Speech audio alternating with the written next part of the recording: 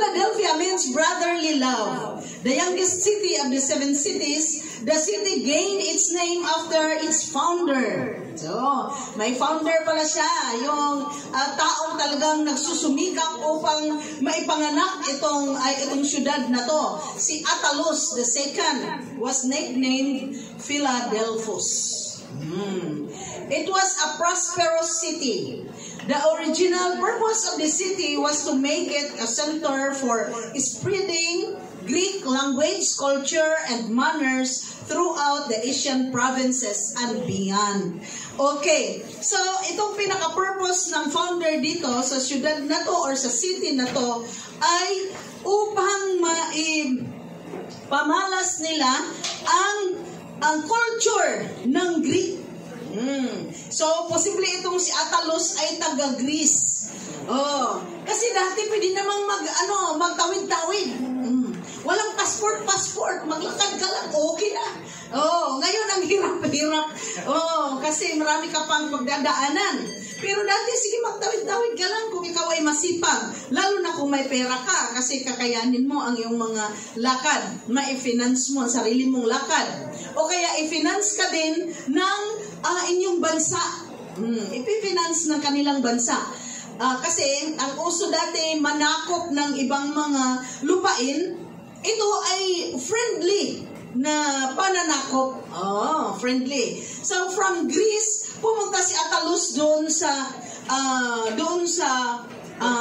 Asia Minor, or ngayon tawagin ay Turkey. Pagkatapos doon siya nag-umpisang gumawa ng syudad, ng city na tinatawag after his nickname na Philadelphus. So, nagiging Philadelphia.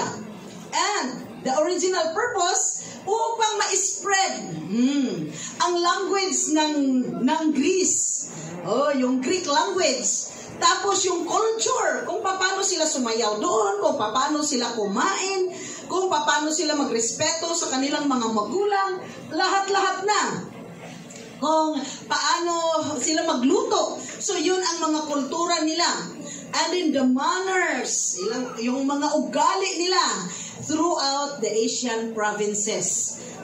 Okay. So the city was known for beautiful buildings. Well known siya sa beautiful buildings na tinatawag siya na Little Athens. Kasi ang Athens dati ay hanggang ngayon ay may mga magagandang buildings at yung ibang buildings na yan ay meron pa hanggang ngayon. Pero itong Philadelphia ay laging may lindol. Kaya ang mga tao daw ay nag-i-evacuate laging may evacuation sila. Every time na ililindolin sila, mag-evacuate sila, aalis sila ng lugar. Pagkatapos, pag medyo okay na, babalik na naman sila sa Philadelphia. Okay, so ganon ang background ng Philadelphia. Hindi pa po yun ang church. Kasi ang church ay within that city ang Philadelphia. Okay, so in verse 7, sabi dito, unto the angel of the church in Philadelphia, write. So, ang utos ng Panginoong Jesus to the messenger of the church in Philadelphia, isulat mo to. So, actually kasi ang pinaka-obispo or bishop, pag sinabi kasing bishop, parang apostle, na siya yung naglagay ng pundasyon ng Christianity sa 7 churches ay si John the Beloved or si John the Apostle. So, pag sinabing John the Apostle, kapatid po ni James, na yung mga tinawag na mga disipulo ni Jesus Christ. Mga first 4, yan sila, na mga disipulo. Si Andrew at si Pedro, si John at saka si James. John and James, the son of Zebedee. So, si John and James ay mayaman po.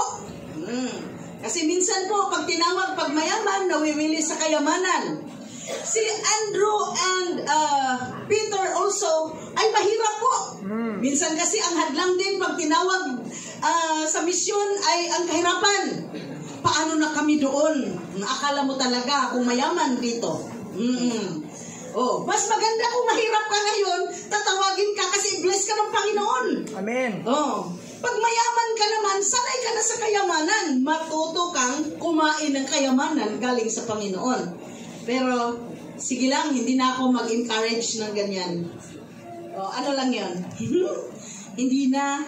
Praise God, bahala na kayo sa ating Panginoon. Kung meron tayong full-time na calling, ikaw na at ang Panginoon ang mag-usap. So ito si John, ang pinasulat ni Panginoong Jesus dito sa Revelation. Pag sinabing Revelation ay pahayag. This thing saith he that is holy, he that is true, he that hath the key of David. Hallelujah. He that openeth and no man shutteth, and shutteth and no man openeth. Hallelujah. So, yan po ang description ni Jesus sa kanyang sarili dito sa Philadelphia. Yan po ang kanyang pagpakilala sa Church of Philadelphia. So, sabi pa niya, this thing saith he that is holy. Kung sabihin holy ay sinless. Amen. Walang kasalanan na Jesus. Hallelujah. He that is true, meaning genuine, not fake God. Ang sabi niya na hindi na, doon kay Brother Bong na comment, hindi ako naniniwala sa Panginoon mo tapos at sa Biblia. Ay, grabe. Grabe talaga. Hindi ba niya naisip kung saan tayo nanggaling? Sino bang gumawa sa tao? Si Satanas ba? Walang create si Satan na tao. Sinira lang niya ang creation ng Panginoon. Kung anong meron tayo galing to sa Panginoon, sinira. Dinistorbo ni Satan. Hallelujah. Alam mo lalaki ka, alam mo babae ka. Bakit sabihin mong lalaki ka? Bakit sabihin mong babae ka? Na lalaki ka naman. Hallelujah. Dinistorbo ni Satanas ang gawa ng Panginoon. Oh, bakit totoong nangyayari? Dahil sa pagsamba ng Diyos-Diyosan. Nasa Romans 1 verse 26. Hallelujah. Na dahil nagsamba ating mga ninuno, ating mga magulang sa Diyos-Diyosan, ito ay nanganganak ng kakaiba. Basahin mo dyan, Rob. For this cause, God gave them up unto vile affection, for even their women they change the natural use into that which is against nature. Okay. So dahil sa pagsamba ng Diyos-Diyusan, hinayaan ng Panginoong Jesus masira.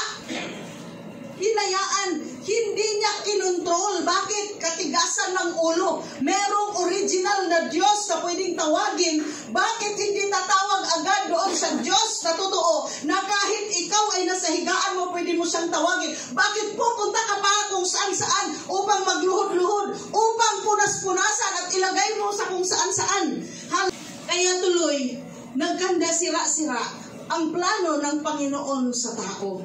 So yan ang resulta. Ngayon, dahil namatay si Jesus Christ sa cross ng Kalbaryo upang tayo ay maligtas at iligtas tayo sa mga sitwasyon na mga ganon. Hallelujah. Spread natin ang balita. Patanggapin natin sila sa Panginoong Jesus bilang Panginoon at tagapagligtas. At yung mga taong ganon, pwedeng baguhin na if we are willing. Hallelujah. Meron pang nag-comment doon sa aking share lang talaga. Actually, wala akong sinabing masama. Tapos sabi niya, oh, ito na yung sinasabi mo. Di pinindot ko, akala ko, ito na, sinabi mo. Hala, kunyari, parang Jesus, na bakla. Sabi niya, oh, ito na kasi nakaganon-ganon. Oh, nakaganon-ganon. Sabi ko, in Jesus' name. In Jesus' name, alam niyo, pinag-pray ko talaga, Lord. Kahit sa social media lang, kahit ganito lang, kasi nilapastangan kanila, magpakilala ka sa kanila. Kahit sa anong kaparaanan, ibig sabihin, kung bigyan mo na sakit, bigyan mo na. Oo, kung sampalin mo na. Oo, kabastos. Huwag nating bastusin ng ating Panginoon sa ating pananalita. Tayo ay gawa lang ng Panginoon. At siya pang gumawa, siya pang nagligtas sa atin. Siya pang namatay doon sa cross ng Kalbaryo. Hallelujah. Hallelujah. Kunti lang tayong nagpuri sa Panginoon. Ang dami nilang naglapastangan sa ating Panginoon. Pero nothing to worry. Dahil hindi tayo ang kontra nila, kundi ang Panginoon. Nakakaawa sila. He that is true. He is a true God. He is our true Savior, a genuine God, not a fake God. He that hath the key of David. David was a powerful king during his time. Everything is at his own disposal. No one can oppose. Oo. Kasi napaka-powerful ni David at saka sa lahat ng mga hari. Si David kasi ang laging na-example kahit kay Jesus. Oh, kasi well-known siya at mabait siya, naging friend of God. Hallelujah. At saka naging a heart of a man after God's heart. A man after God's heart. Kaya siya hindi si Solomon ang laging matatawag, kundi si David. Hindi din si Moses. Jesus, the son of David, hindi Jesus, the son of Moses. Ibig sabihin doon, lineage. Hindi po siya anak ni David, Panginoon po siya. Lineage lang sa tribe of Judah. Hallelujah. Okay. Dahil napaka-powerful ni David, wala pong makaka-oppose, wala pong makakasira sa kanyang mga plano. Kahit pa na dapat sa kanang kultura na ang susunod pagkahari ay ang pinaka-panganay, pero hindi ang panganay ang binigyan. Doon tuloy kay Solomon. Si Solomon ay hindi po panganay, anak po noong ni Bathsheba. At ibalik po sa atin ha, si Bathsheba po ay hindi masamang babae. Si Bathsheba po ay maganda at pinagnasaan lang ni David. Pero bakit na ibalik pa rin si David sa sinasabing a man after God's own heart? Dahil kahit nagkasala si David, bumalik siya sa Panginoon. Humingi siya ng tawad ng katakot-takot at pinarusahan din siya ng katakot-takot ng Panginoon. Amen. Hallelujah. After that, patuloy ang kanyang paglilingkod. Hallelujah. So, Jesus is more powerful than any king here on earth. Amen. Si Jesus po, kaya in-example lang si David, the key of David. Ibig sabihin, si Jesus has the key. Hallelujah. And He is more powerful than any king dito sa mundo. He that openeth, Jesus gave them an open door. Merong open door. Siya po ang nagbukas ng mga pintuan. And no man shutteth. Walang makakasarado sa mga bukas na pinto para sa mga Philadelphian church, para sa mga Philadelphian Christians. No man can close that open door or doors for the Philadelphian Christians. Bakit? Kasi may pabor sila sa Panginoon. Hallelujah. And shut it and no man open it. And when Jesus shut the door, no man would be able to open it. Amen. Pag hindi yan para sa'yo, hindi po yan para sa'yo. Hallelujah. Minsan din isasarado ng Panginoon ang mga bagay-bagay dahil hindi ka karapat-dapat. Hallelujah. Therefore, Jesus reminded the church in Philadelphia that He is holy and true. He is also the keeper of the keys and doors. Hallelujah. Mababasa po natin Isaiah 22 verse 22. And the key of the house of David will I lay upon his shoulder, so he shall open and none shall shut. And he shall shut and none shall open. So ito po ay dati nang naibigay na bersikulo bago nangyari sa Isaiah pa eh. Hallelujah. Old Testament, Old Testament. Pagkatapos, ito ay inulit dito sa Revelation sa panahon ni John. Panahon ni John na wala na si Jesus. Ilang taon na ang nakalipas. Hallelujah, matanda na si John. Doon na sa island of Patmos. Nasa island of Patmos. Nasa kapighatian si John during the time na ni-reveal ng Panginoon ang pahayag na aklat. Hallelujah. Praise God. Napakabuti ng Panginoon. Kaya makikita po natin na nag-coincide from Isaiah to Revelation. Itong mga salita ng Panginoon, hindi po fake ang Panginoon. Hallelujah. Ang fake po, yung makikita natin, mga simento yan, pwede mo yung iganon at mawawasak yan at mababasag yan. Hallelujah. Kasi ang Panginoon, He is a true God. Amen. Totoo na Panginoon. Once isara ang opportunity para sa iyo, ay masara yan. Once ibukas yan, ay bukas na talaga yan. By the way, praise God, salamat po sa ating mga prayers. Ay bukas na po ang interview ni Jinji. Amen. Oh. That is an open door. Hallelujah. Amen. Hallelujah. Hallelujah. Hallelujah. Prior to that, gusto na siyang interviewin ng Nisin. Pero sige lang, antay tayo doon sa UP. So praise God, bukas po ay interview niya sa UP. Hallelujah. Napakabuti ng Panginoon. Nakita ko dito nag-coincide na kung buksan talaga ng Panginoon, bukas talaga. Salamat sa mga prayers, salamat sa tulong talaga sa prayers sa buong church. Hallelujah. At salamat sa lahat ng naniniwala na ang Panginoon ay makagawa niyan.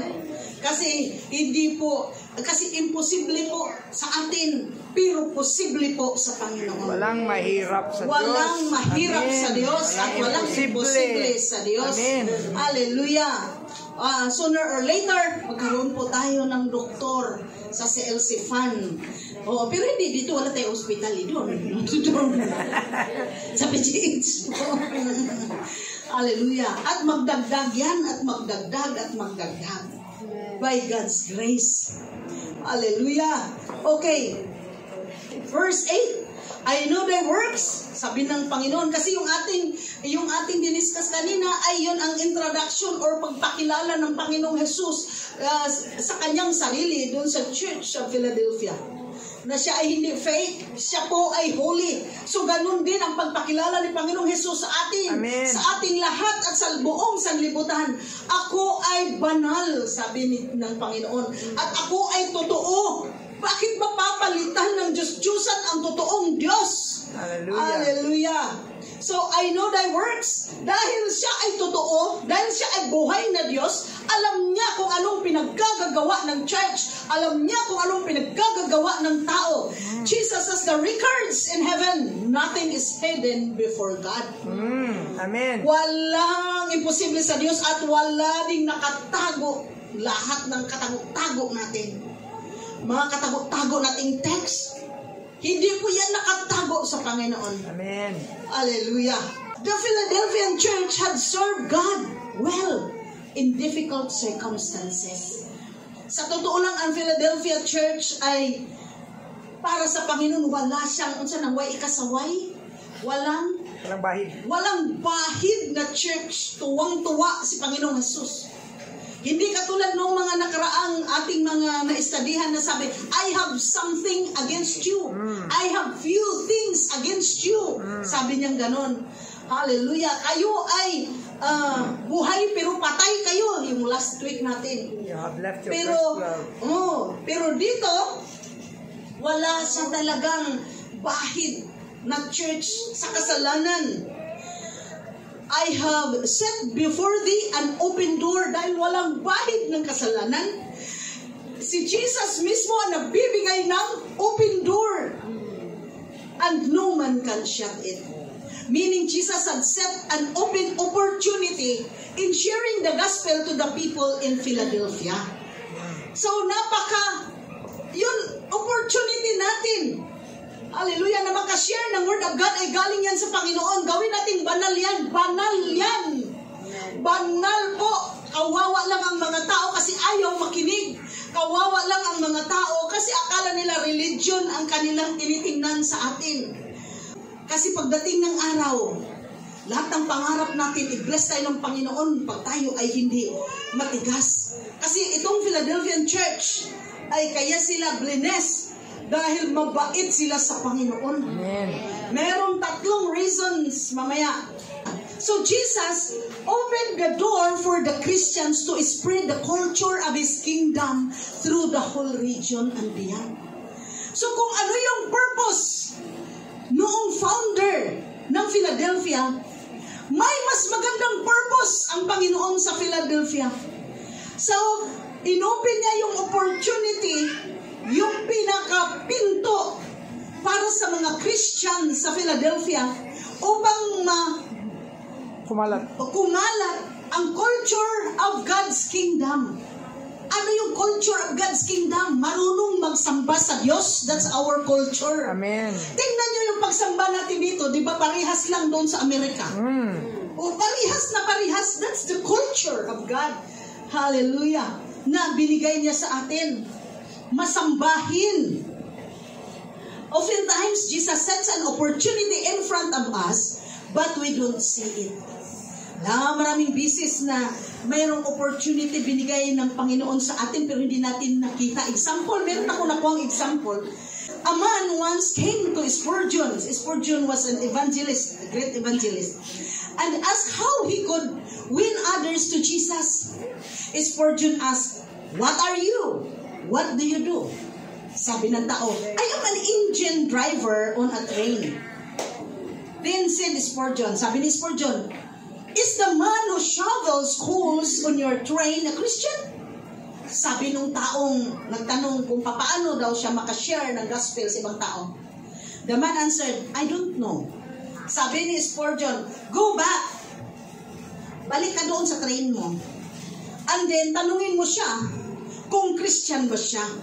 Pagkatapos, umpisahan mo siya na i-win sa Panginoon." Kaya yun ang example. Kung gusto natin ng opportunity,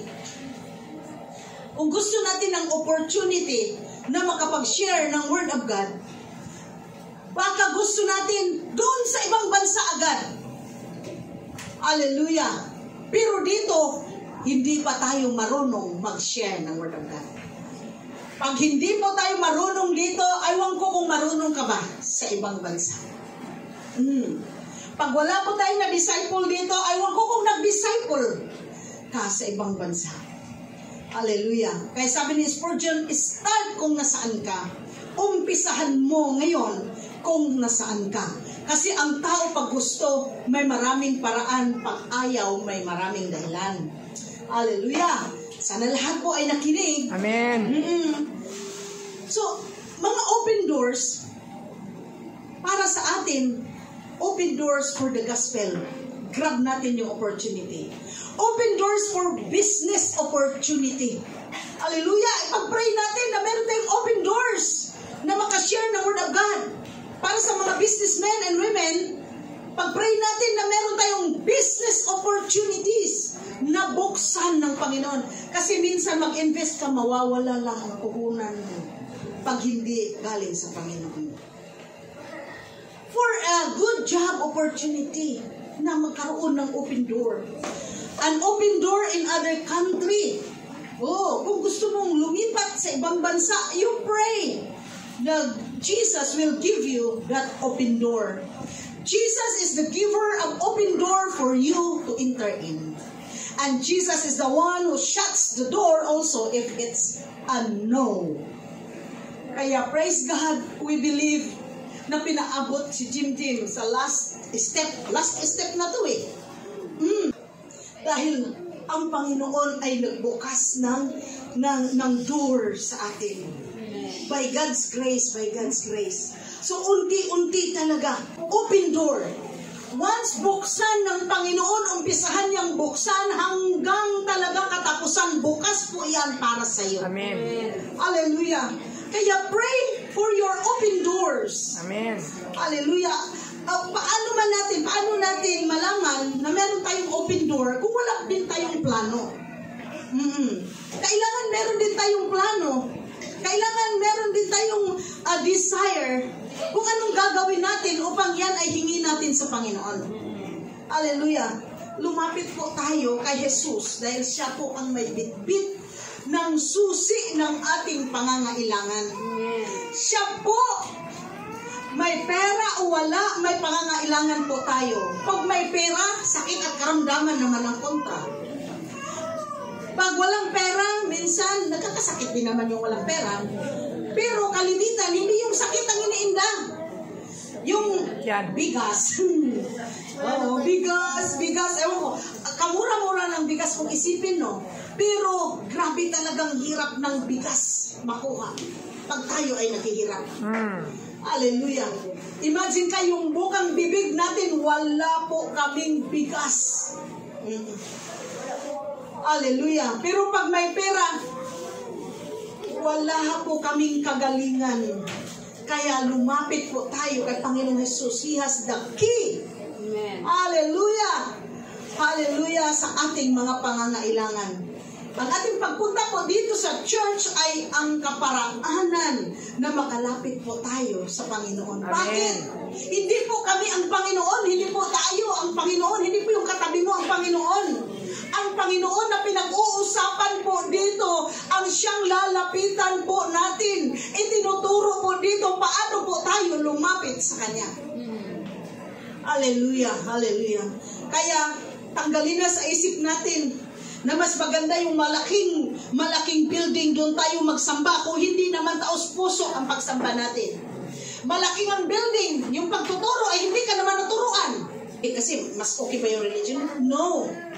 Hindi po, mas okay po ang aming Panginoon, ang ating Panginoon, kasi hindi lang okay kundi He is the Holy God. He is a true God. He is not a fake God. Amen. Hallelujah. He can answer all your prayers. Hallelujah, yes, Jesus. Sabi dito, sa Matthew 11:28-30, come unto me, ye that labor and are heavy laden.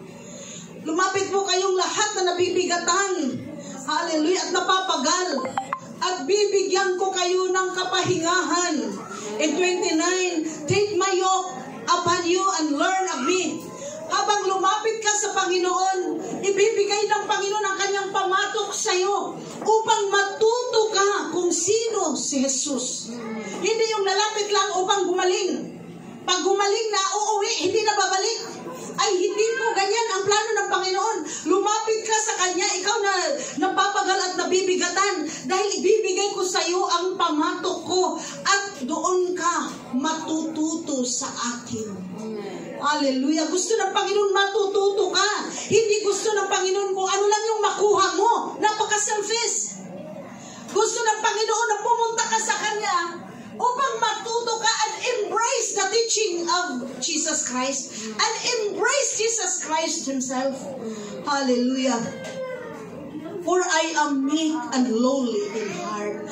Dahil napakaamo daw at napakababa ng kanyang puso. Madali siyang matouch sa inyong pangangailangan. Madali siyang i-approach. Sino ang Panginoon po ng mga tao? Ang ating Panginoon ay meek and lowly in heart. Napakaamo at napakababaw ng puso ng Panginoon na madali mong, hallelujah, dali mong kaputon, madaling makamtan, madaling maabot. And you shall find rest unto your souls. Kung gusto mo lang gumaling, pupunta ka dito, tapos aalis ka kaagad kasi magaling ka na, you cannot find rest of your soul. Kasi katawan lang to eh. Kahit magaling ka ngayon, pwedeng mamatay ka bukas eh. Ilang beses ba tayo nakakita na pinagaling ngayon at namatay din pagka next year? Kasi kung kunin ka na talaga.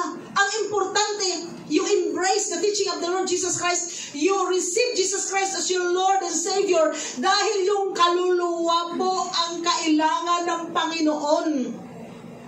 Kung sa Bisaya pa, dayan-dayan raning unod nun. And you shall find rest unto your souls. Yung kaluluwa talaga ang gusto ng Panginoon. Hallelujah. For my yoke is easy and my burden is light. Napakadali lang ng pamatok daw niya. Hallelujah. Ang mga burdens na ibibigay ng Panginoon sa Panginoon ay napakagaang para sa atin. Pero kung si Satan ang magbigay sa atin ng burdens, nako, mabibigatan ka, ihahatid ka sa impyerno. So, akala lang natin madali maimpyerno. Hindi po madali. Iwasan po natin ang impyerno. You receive Jesus Christ as your Lord and Savior. Tanggapin po ninyo si Jesus Christ na magiging Panginoon at tagapagligtas. Hallelujah. Upang maiwas tayo sa impyerno. Ang impyerno po ay puno ng apoy, puno ng daga, ng ipis, ng ahas, ng baho. Hallelujah. Ng mga kaluluwang nagmumura. At wala doon si Jesus. Ngayon pa lang, huwag mong ilagay ang iyong kaluluwa doon. You decide now that your soul will go to heaven because you receive Jesus Christ as your Lord and Savior. So now, nandito po ang tatlong rason kung bakit binigyan sila ng open doors ng Panginoon. For thou hast a little strength. Hindi po. The term little strength does not imply weakness, but real strength. They were weak enough to be strong in the Lord. They acknowledge that they cannot do nothing apart from Jesus' power and strength. So, ibig sabihin itong little strength na sila mismo, ang church mismo nagsasabi, Lord, pag wala ka, hindi namin magagawa itong lahat. Yun ang gusto ng Panginoon. Makinig po tayo. Ang gusto ng Panginoon na hindi po ating plano, kundi plano ng Panginoon. Hindi po ating lakas, kundi lakas ng Panginoon. Hallelujah. Hingin po natin lagi sa Panginoon at ipailalim po natin sa Panginoon ang ating mga plano, ipailalim po natin sa Panginoon ang ating mga buhay. Hallelujah. May pera o wala. Kasi, pag sabi, yan siya mayabang kasi mapera. Hindi po, hindi na yan totoo. Ang daming mayabang na mahirap. Nakakahiya patuloy tingnan. Kasi hindi ka ba nahihiya sa sarili mo, ang hirap-hirap mo, tapos ang yabang-yabang mo. Mas maganda magyabang. Siguro siya, magyabang na lang yung mayayaman. Okay pa. Kasi pwede naman. Pero sa harapan ng Panginoon, hindi pwedeng mayabang. Hindi po pwedeng mayabang. Kaya, kung ano man yung katayuan natin, bawal magyabang. Hallelujah, sa harapan ng Panginoon. Hallelujah. Ang gusto ng Panginoon, we acknowledge ourselves as nothing before the sight of God. But we have everything because of God inside us. Hallelujah. Yes, Jesus. Hallelujah. I can do all things through Christ that is strengthened me. Makagawa po tayo lahat ng ating mga nagagawa dahil kay Panginoong Jesus. Ganun po sila kung tingnan nila si Jesus. And has kept my word. So nag-acknowledge sila sa presensya ni Lord at sa strength ng Panginoon.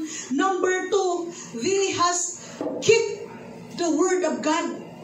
Laging nagbabasa ng salita ng Panginoon.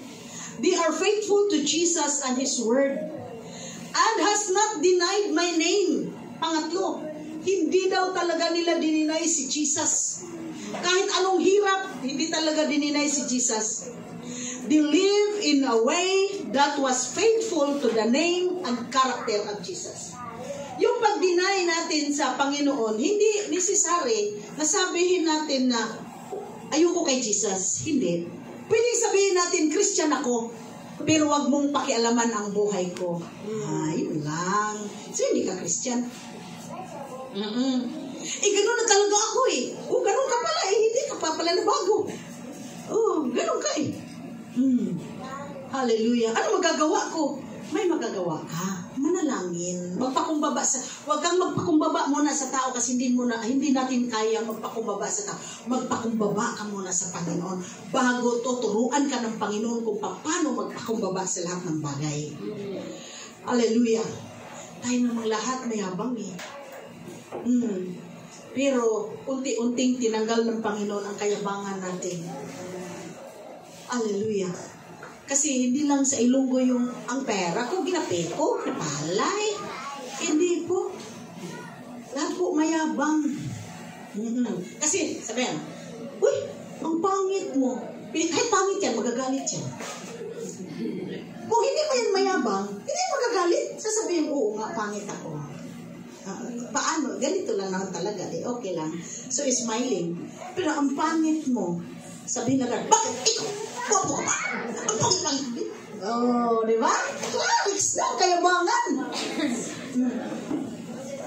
Ikaw, ang hirap-hirap mo talaga. Kahit mahirap yan, magagalit din. Oo. Bakit ka nagagalit? Ang hirap mo nga talaga. Hayaan mo lang sa susunod. I-bless din ako ni Lord. Ayun. Hallelujah. Pero doon masusukat ang kayabangan pag nagagalit pa tayo kung anong sinasabi ng iba. Hallelujah. Yes, Jesus. Hallelujah. Okay. So patuloy tayo. Kailangan natin ang Panginoon. Kailangan natin ang lakas ng Panginoon. Kailangan din natin ang salita ng Panginoon. Hallelujah. Pwede natin gamitin yung cellphone na mag-audio tapos habang binabasa. Kasi pag puro lang audio, pag hindi ka ganun katalas, wala ka maintindihan eh. Wala ka maintindihan. Ako wala akong maintindihan pag nag-audio lang ng Bible. Pagkatapos mag-audio ka tapos sundan mo. Kasi kung hindi ka mag-audio, magbabasa ka sa Bible mo, mawawala ka. Ang bilis mo lang matapos. Pero pag nag-audio ka, makakatapos ka ng ilang chapters. Pwede din yun. Pero sa study, hindi pwede mag-audio. Mag-study ka talaga. Na isa-isahin mo kung paano, kung anong nangyayari sa Word of God. Hallelujah. Pero kung mas mahal natin yung ibang bagay, sige na lang mag-study. Okay. Para walang gulong. At huwag po nating i-deny ang Panginoon sa ating mga kilos at galaw. Huwag talaga. Hallelujah. Bakit nag-post ako? Kasi ang dami agad na pumasok. Tapos na isa-isa na naman kasalanan. Huwag na. Basta, huwag i-deny ang Panginoon sa ating mga buhay. Hallelujah. And then, Jesus was completely pleased with His church in Philadelphia. Grabe. Tuwang-tuwa si Jesus sa Philadelphian church. Sana all. Amen. Sana matuwa ang Panginoon sa CLC-Fan Church. Sana matuwa ang Panginoon bawat isa sa atin. Amen. Hallelujah. Yan po ang magiging objective natin, magiging goal natin. Hallelujah. Sabi sa verse 9, Behold, I will make them a synagogue of Satan, which say they are Jews and are not, but do lie. Behold, I will make them to come and worship before thy feet, and to know that I have loved thee. Hallelujah. Pag sinabi kasi itong synagogue of Satan, ang mga tao yun, na mga Hudyo, physically mga Hudyo, pagkatapos, hindi pala Hudyo daw ang ugali. Kasi pag sinabi mong Hudyo or taga-Israel, mga nasa lineage ni Abraham. Si Abraham mabait sa Panginoon, friend of God si Abraham. And then father of faith. Bakit sabihin mong Hudyo ka at hindi ka katulad kay Abraham? Yun ang ibig sabihin. But they are the synagogue of Satan. Nasa templo sila ni Satan. Hallelujah. Hallelujah. And I will make them come and worship before your feet. Huwag po tayong mag-isip na pa-worshipin natin sa ating paanan yung mga kontra natin. Hindi po yan ibig sabihin. Jesus promised that He would vindicate. Yung nagsasalita ng masasama sa atin, i-vindicate po ng Panginoon. Ang Panginoon po ang maghatag og panimalus. Maghiganti. Ang Panginoon po ang maghiganti para sa atin. Kaya yung mga bibig ng mga nasa labas kung ano-anong pinagsasabi sa mga Christians, balang araw, makikita nila na tayo po ay pinagpala ng Panginoon. Sa totoo lang, kahit sa GT, nakikita na ng mga taga-GT na pinagpala ng Panginoon yung ating kapatid kung paano sila pinagtabuyan doon sa kanilang bahay na napakaliit, kung paano sila awayin. Pero ngayon, tinangaway pa ba, te? Nangaway pa ba? Hindi na. Sila makaabot ng Canada eh. Praise God.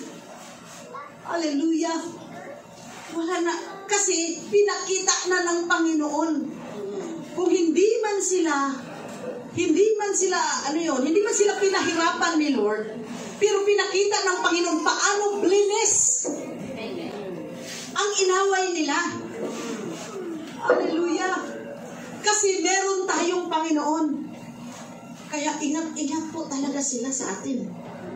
Kasi the Lord will vindicate us. Paghigantihan sila ng Panginoon dahil sa atin.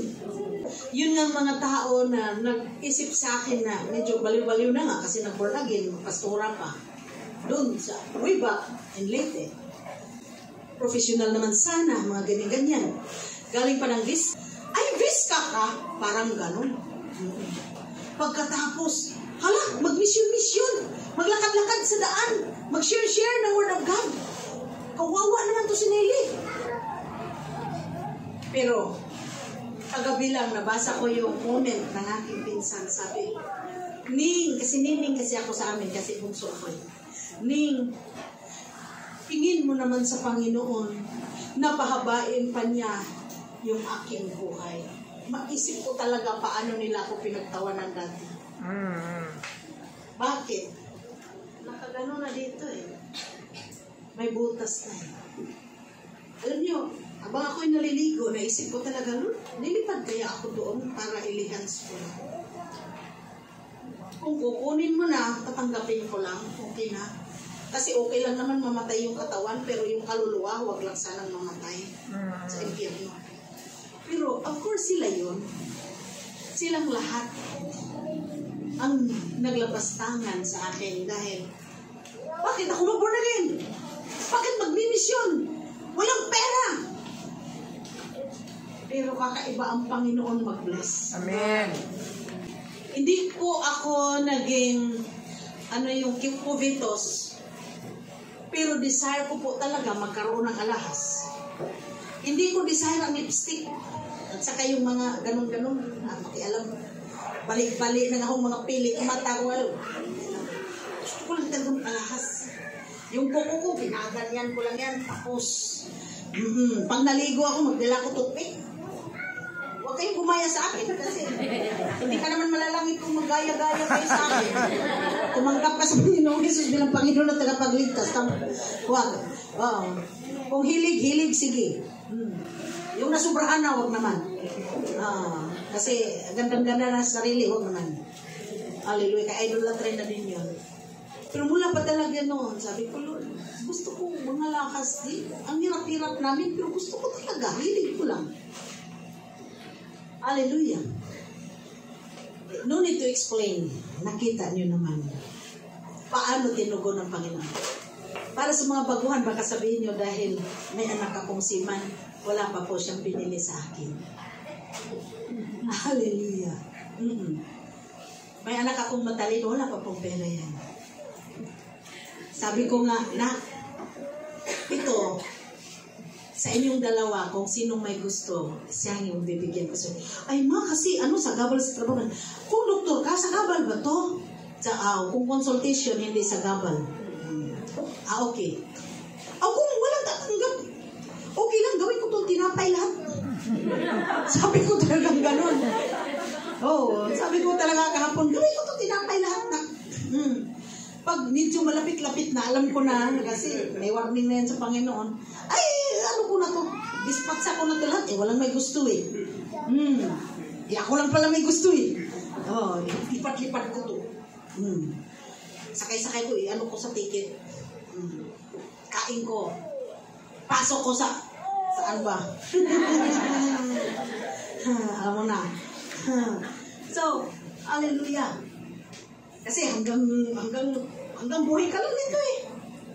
Ibig sabihin, yung sinasabi nila na, uy, kawawa ka naman. Grabada ka, ganyan-ganyan. Paano ka na? Hallelujah. Sabi pa ng ate ko, Ning, ba't buo ba yung ngipin mo?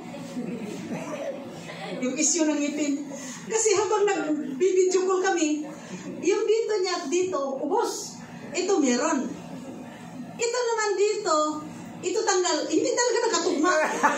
Ito talaga natanggal. Ito naman meron, sabi niya, pagtawa-tawa naming dalawa. Buti yung ngipin mo rin, buo pa. Sabi ko, mula 17 years old ako man na. Ang sabi ko, hallelujah, hallelujah, praise the Lord. Ikaw, ano sabi mo? Sukli. Magkano utang mo? Bayad. Basta tawa siya ng tawa. O diba? Malaking kaibahan sa pera o bayong at saka sa hallelujah, praise the Lord. Sabi niya, alam mo ning totoo kayo. Totoo talaga. Amen. Kasi may dulo eh. Amen. Umpisa lang yung tinitingnan nila. Yung dulo sa contest. Ending. Ang Panginoon ang kasama natin. Sila pera nila kasama nila. Tingnan natin. Iyak pa siya. Pag sinabi talagang school, sakit talaga ng dibdib ko. Bakit? Ano ko ba? Kasi na, kumusta si Jim? Mana, kung laudi. Ba't ka umiyak? Ano ka ba? Hindi ako umiyak. Sabi niya. Kasi, naano na talaga ako, may trauma ako sa school. Kasi kaisa-isa kong anak, may pera naman. Hindi naman nag-aaral. Yung mga anak mo, wala kang kapira-pera. Lahat nag-aaral. Sabi ko, balik tayo mana. Hallelujah, praise the Lord. Hallelujah. Hindi pera ba yung pera ba yung? O, diba? Makapagpaaral sa mga anak ninyo, mga maliliit ang anak, ang hallelujah. Amen. Praise the Lord.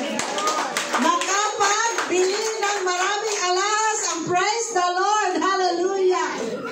Hindi po tayo iwanan ng Panginoon na ignorante. Hallelujah. Yung sobrang sikap, pera o bayong. Hallelujah. Praise God. Tapos isa pa, hindi ako nakapag-greet noong birthday mo. Bakit? Inatake mo naman ang asawa ko. Ha? 53 years old pa. Inatake na.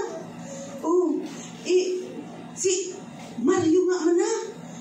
Ano? Nagpanday? Ha? Nagpanday? Oo, nagpanday. Oo, gumaling eh. Hindi na nag-inom. Hindi nag-inom ng whiskey. Ng tramadol. Ng pinriliver. Wala, ang asawa ko. Ganyan. After 1 month, pag wala daw improvement or progress sa pag-inom ng mag-dialysis daw, sabi ko, too early.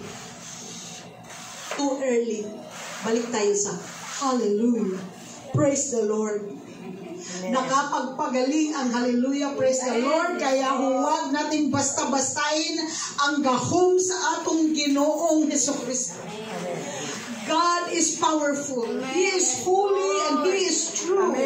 He is a true and genuine God. Hallelujah. Wala kang pera, bigyan ka ng pera. Wala kang alas, bigyan ka ng alas. Maraming kaparaanan ng Panginoon. Dahil God will give you wisdom, will give you understanding, will give you knowledge. So sabi ko, Pastora, cash mo ba yan lahat? Hindi, wisdom. Wisdom po. Kayong dalawa ni Desida, oo, wisdom. Kasi kaming dalawa ni Desida, nagsabot-sabot kanunay. Hallelujah. Sooner or later, terno kami nito eh. Praise God. Wisdom lang yun. May pera ka ba sa bulsa? Sa ngayon wala. Pinadala ka ba? Wala pa! Wala pang 1 year, wala pang 1 month eh. At hindi kasya yun. Bilhin. Glorify your holy name. Hallelujah. Not by might nor by power, but by the Spirit, says the Lord of hosts. Hindi ko natapusin. Next week na. Hallelujah. Tayo po ay tumayo lahat. Hallelujah. Glorify your holy name, O Lord Jesus. Lord, you are holy. You are true, O God. Hallelujah. Lahat ng naglapastangan sa iyo, Panginoon. Ikaw po, Panginoon, ang ipaglaban sa kanila, Lord God, at ipakita mo sa kanila, Panginoon, hallelujah, hallelujah, that you love us, Lord God. Minahal mo ang lahat ng mga tumatawag sa iyo. Minahal mo ang mga anak mo na tumanggap sa iyo bilang Panginoon at tagapagligtas, Panginoon. Ang lahat ng taong umayaw sa iyo at naglapastangan sa mga anak mo, Panginoon. Ang sabi mo dito sa inyong salita, O Lord God, hallelujah, they will come unto our feet and worship us. Actually, they are not going to worship us, but they are going to see us blessed, O Lord God. Hallelujah. Amen. Hallelujah. Oh, blessed be your holy name, O Lord Jesus. Glorify your holy name, O Lord God. You deserve all the Oh, Jesus is Lord. Jesus is Lord, O Lord God. Yung mga hindi pa po tumanggap sa Panginoon, inulit-ulit po yan dito. Tanggapin niyo po ang Panginoong Jesus bilang Panginoon at tagapagligtas sa pamagitan ng panalangin. Pwede ka, kung pag-uwi niyo na sa bahay, you secretly pray and receive Jesus. Panginoong Jesus, tinatanggap kita bilang Panginoon at tagapagligtas ng aking kaluluwa. Dagdagan mo ng aking buhay, ng aking puso, ng aking katawan, Lord God. Pero ang importante doon ang ating kaligtasan ng kaluluwa at ang iyong pangalan ay sulat doon sa aklat ng buhay. Hallelujah. Kasi ang mga hindi nakasulat sa aklat ng buhay ay hindi po maliligtas at silang lahat po ay itapon doon sa dagat-dagatang apoy ng impyerno. Oh, yakam barada sakal larabala karada sikia karabarbay. Thank you, Jesus. Hallelujah, yes, Jesus, oh Lord God. Hallelujah, hallelujah. Awitin natin ang ibig mo kay ganda. Hallelujah, yes, Jesus.